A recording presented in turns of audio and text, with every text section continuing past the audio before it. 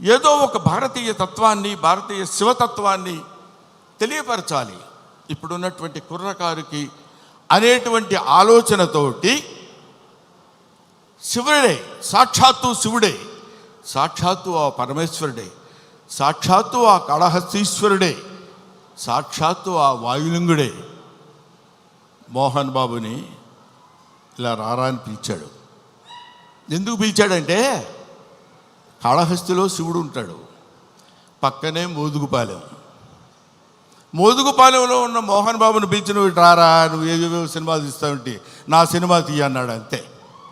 అది శివనాజ్ఞను అనుసరించి తీసినటువంటి సినిమా ఈ భక్త కన్నప్ప అని నా నమ్మకం.